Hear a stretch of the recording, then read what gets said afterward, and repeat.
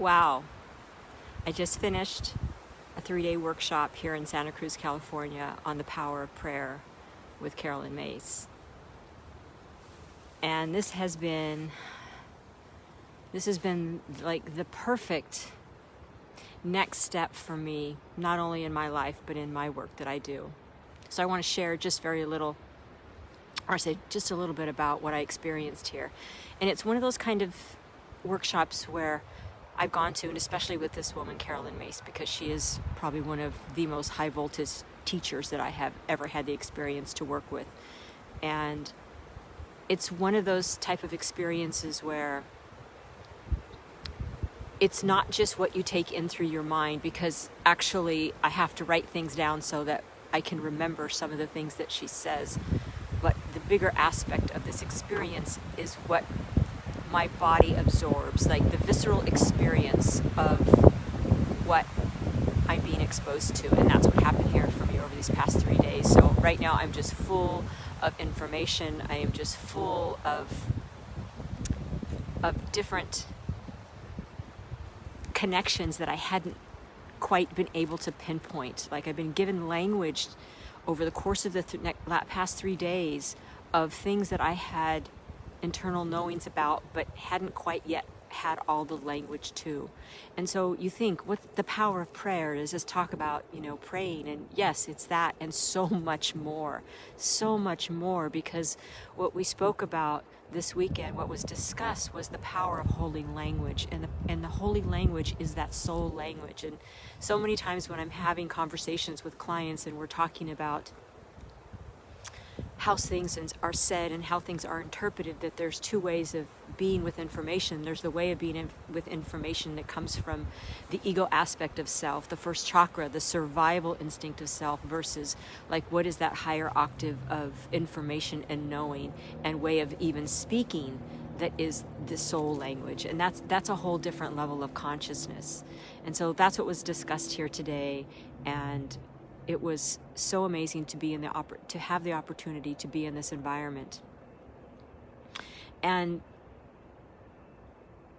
the thing is that there's just so much information here that I just want to share, but I can't, obviously. So I just want to share just what this little bit of knowing, and it really has a lot to do with our levels of consciousness and how self-aware we are, not just in who we are, but how we act in the world, which is so important to us. And, I learned something new that I didn't realize to the degree that this was. And what she shared is that there are two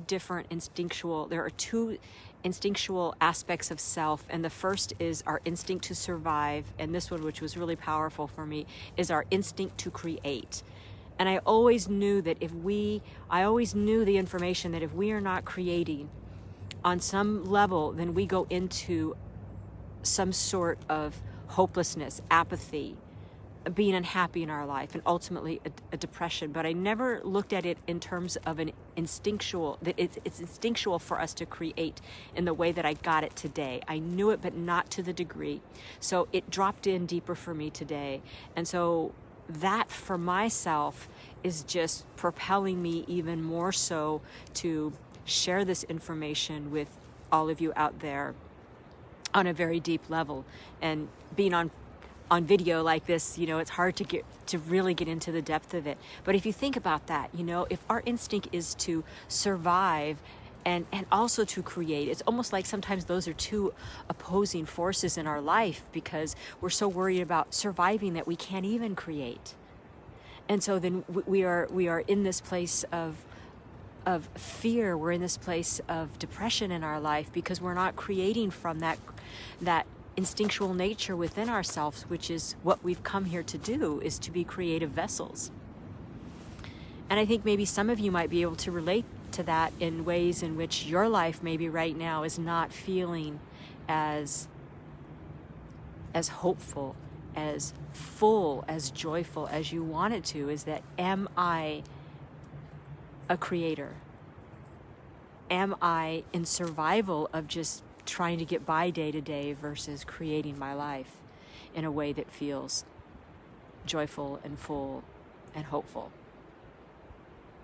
I think that we get in all kinds of situations in our life where we feel stuck and we can't find our way out because the hole that we've dug is just, we're so far deep in that hole that it just seems impossible. And how many lives are we going to affect if we make this different choice in our life? And, we can go on and live that to be the ultimate outcome of our life, and then we can choose something different, or we can choose something different. And as we all know that, choices aren't always easy, and every choice has a cause and effect. And I just feel that, sometimes it's about making those hard choices. It's about making those choices that lead us in a direction that fill our heart and that fill our soul, and that allows our soul to speak. Because if our soul is not allowed to speak, we have a depression. So we can try to get by with it with our minds and try to convince ourselves and buy ourselves things and act out in ways and such as addictions and losing our sense of self. But if we are not answering to the call of our soul, and we are not allowing, more than anything, our soul to speak through us, then we are suffering in some way. So in closing, I just wanted to share this moment with you. I want to share this moment out here in these lovely redwoods in Santa Cruz Mountains, and being on this campus that I was on that was just truly amazing, with beautiful food and beautiful people and great connections and very just information and knowledge and wisdom that has so much depth, which for me, that feeds my soul. Truly has fed my soul.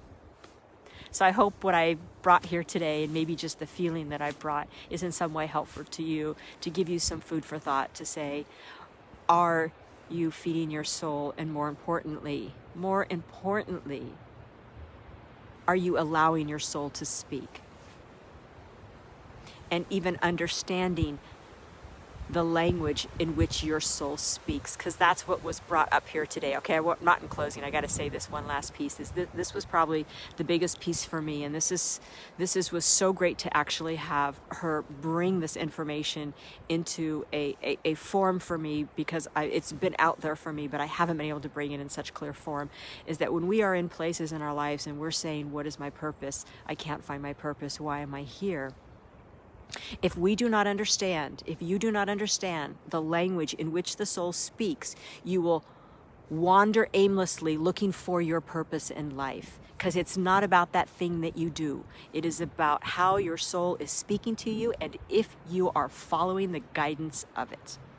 And unless you know how it speaks and what that language sounds like, you will wander aimlessly looking for that connected peace that is really your connection to self. There we go. That's the message. Okay. I hope this was of some clarity and help. Thank you for sharing this moment with me. It's always a pleasure for me. Namaste.